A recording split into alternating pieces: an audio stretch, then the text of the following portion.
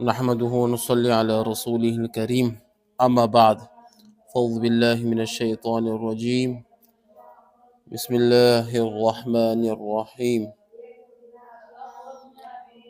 رب ارحمهما كما ربياني صغيرة صدق اللہ العظیم۔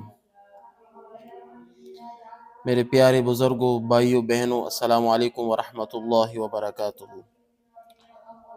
عام طور سے جوانی کے اندر آدمی میں اکڑ زیادہ ہوتی ہے، اللہ تعالیٰ بچائے، اور آدمی کمزور کے سامنے زیادہ اکڑتا ہے۔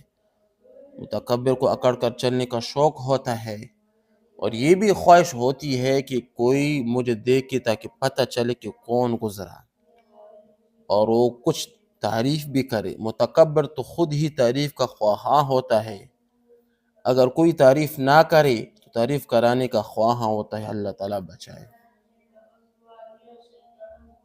ایک آدمی ایک بزرگ کے پاس سے گزرا اور اکڑتا ہوا گزرا، انہوں نے ان کی طرف کوئی توجہ نہ کی کہ کون گزرا۔ ان سے پوچھا، معلوم بھی ہے کہ آپ کے پاس سے کون گزرا؟ انہوں نے کہا کہ ہاں مجھے معلوم ہے کون گزرا۔ کہاں کون گزرا؟ اس بزرگ نے کیا فرمایا کہ مجھے معلوم ہے کہ کون گزرا۔ کہا، پھر پوچھے کون گزرا؟ جواب دے بزرگ نے کہ وہ شخص جس کا اول ناپاک قطرہ ہے اور آخر ایک مردار لاشا ہے، اور درمیان اس کے پیٹ میں پخانہ، مثانے میں پیشاب، رگ رگ میں ناپاک خون بھرا ہوا ہے۔ گویا اس کی حقیقت بیان فرما دی کہ تیرے پیدائش ایک ناپاک قطرے سے ہے، تیرا انجام ایک مردار جسم ہے، اور ان دونوں کے درمیان جسم نجاست لیے پھرتا ہے۔ وہ سن کر شرمندہ ہوا۔ حقیقت یہ ہے کہ انسان کس بات پر اکڑے اور اترائے، مطلب ایک انسان کس بات پر غرور کرے، وہ تو سراسر ناپاک ہے۔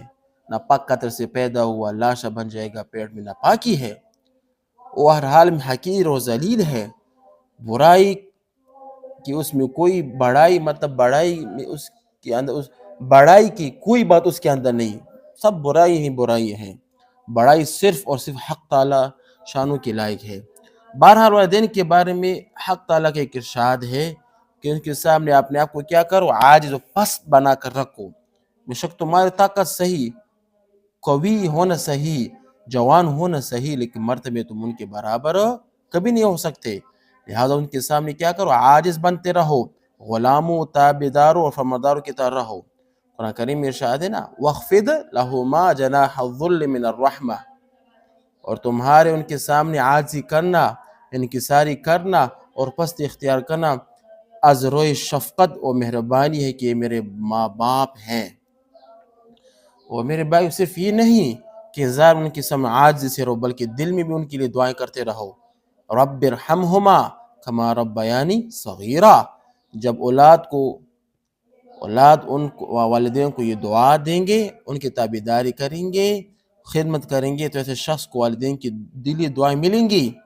جس سے ماں باپ کی دلی دعا مل گئی تو انشاءاللہ تعالیٰ اس کی دنیا و آخرت سنو کیا ہوگی، برابر ہو جائے گی۔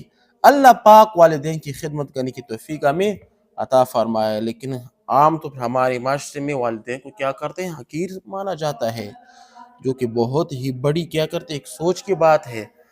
بچوں کو چاہیے کہ وہ جب بالغ ہو جائے تو ایسے بات نہ کرے اپنے والدین کے سامنے کہ اس کی دل آزاری ہو سکے۔ ماں باپ کا احترام کرنا آپ پر فرض ہے، قرآن سے ثابت ہے۔ ان کے سامنے اف بھی آپ نے نہیں کرنا، ان کی خدمت کرنا ہے، قرۃ اعین بننا ہے۔ ماں باپ کو ایک نظر دیکھنا محبت کی نگاہ سے ایک حج عمرے کا ثواب ہے۔ ان کی خدمت کریں، جانی خدمت کریں، مالی خدمت کریں، جسم سے اس کو کوئی تکلیف نہ پہنچائے، مال سے کوئی تکلیف نہ پہنچائے، زبان سے کوئی تکلیف نہ پہنچائے۔ مطلب ہے کہ ہر طرف سے والدین کے لیے کوئی اپنی تکلیف نہیں پہنچانا۔ یہ والدین جب آپ کے لیے دعائیں کریں گے تو آپ کی دنیا بھی بنے گی، آخرت بھی بنے گا۔ دنیا میں بھی آپ کو اللہ پاک اعلیٰ مقام عطا فرمائے گا، آخرت میں بھی اللہ پاک آپ کو جنت میں اعلیٰ مقام عطا فرمائے گا۔ تو میرے پیارے بھائیو بہنوں، آپ اسے وعدہ کرو کہ ہم اپنے ماں باپ کا حکم مانیں گے۔ جس نے ماں باپ سے نافرمانی کی ہے وہ ماں باپ سے توبہ کر لیں۔ خوش قسمت ہو جس کی ماں باپ زندہ ہے، ان لوگوں سے پوچھو جس کے ماں باپ فوت ہو چکے ہیں، وہ اپنے ماں باپ کی ایک نگاہ کے لیے کیا کرتے ہیں؟ ترستے رہتے ہیں۔ کریں گے انشاءاللہ ماں باپ کے احترام، کریں گے نا والدین کی خدمت، کریں گے نا انشاءاللہ۔ وآخر دعوانا ان الحمد للہ رب العالمین۔